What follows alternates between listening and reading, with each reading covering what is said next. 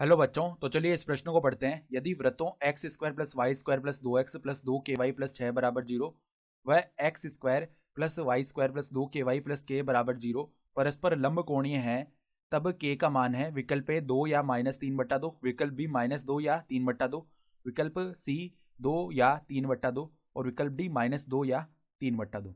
तो यहाँ पे देखो ये चार विकल्प दिए हैं और हमें सही विकल्प का चयन करना है। ठीक है, तो प्रश्न में आगे बढ़ने से पहले इस प्रश्न से संबंधित जो मुख्य उदाहरण है उसकी हम एक बार चर्चा कर लेते हैं। तो देखो मुख्य उदाहरण क्या आ जाएगी। यदि देखो यदि यदि हमारे पास मान लो दो प्रकार के हमारे पास वृत्त है, एक्स स्क्वायर प्लस में वाई स्क्वायर प्लस में 2g1x प्लस में 2f1y प्लस c1 बराबर जीरो। ये तो पहला वृत्त हो गया। ठीक है, तथा दूसरा वृत्त है हमारा एक्स स्क्वायर प्लस में वाई स्क्वायर प्लस में 2g2x प्लस में 2f2y प्लस में c2 बराबर जीरो परस्पर लंब कोणीय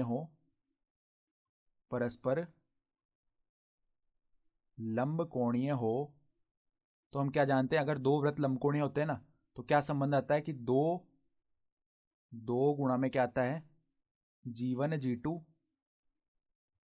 प्लस में क्या आता है f1 f2। इसका जो मान है ना c1 प्लस में c2 इसके बराबर आता है। ठीक है, तो अब देखो सवाल के हिसाब से अगर हम मान लिख लें तो हमारे पास जीवन क्या हो जाएगा। देखो पहले वृत्त में जो x का गुणांक है ना वो क्या है 2, तो इसका आधा कर दो, वो आ जाएगा हमारे जीवन का मान यानी कि 1 आ जाएगा। फिर देखो g2 का मान क्या आएगा, जो दूसरा वृत्त है इसके अंदर x का गुणांक ही नहीं है तो g2 का मान तो 0 आ जाएगा ना। ठीक है, फिर f1 का मान लिखेंगे, जो पहला वृत्त है उसमें y का गुणांक क्या है 2k, इसका आधा कर दो तो k आ जाएगा। फिर f2 का मान क्या आ जाएगा, देखो जो दूसरा वृत्त है इसमें y का गुणांक है 2k, इसका आधा कर दो तो ये आ जाएगा हमारा k।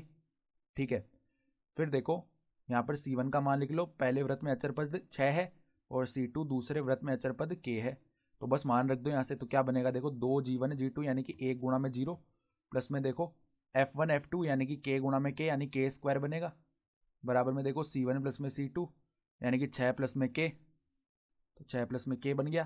तो ये तो देखो अंदर 2k स्क्वायर बन जाएगा, माइनस k माइनस 6 बराबर में 0, ये आ गया। तो अब देखो हमारे पास 2k स्क्वायर, इसको हम क्या लिख सकते हैं यहाँ पे -4k प्लस में 3k। ठीक है, -6 बराबर में 0। तो पहले हमने 2k उभयनिष्ठ लिया पहले पद से, तो क्या बचेगा k-2 बच जाएगा। फिर प्लस में 3 उभयनिष्ठ ले लिया तो k-2 बच जाएगा बराबर में 0। तो यहाँ से देखो k-2 को अगर उभयनिष्ठ ले लिया तो अंदर हमारे पास में 2k प्लस में 3 बचेगा बराबर में 0। तो यहाँ से देखो दो स्थितियाँ हो सकती है, एक तो k-2 0 के बराबर हो और 2k प्लस 3 जो है वो 0 के बराबर हो। तो k के दो मान आ जाएंगे, एक तो k बराबर 2 आ जाएगा और एक k बराबर -3/2 आ जाएगा। ठीक है, तो यहाँ से अगर विकल्प देखें ना तो k के क्या क्या मान आ रहे हैं 2 और -3/2। ठीक है, यानी कि हमारा जो विकल्प ए है ना वो सही विकल्प आ जाएगा। ठीक है, तो आशा करता हूँ कि आपको ये प्रश्न समझ में आया होगा। धन्यवाद।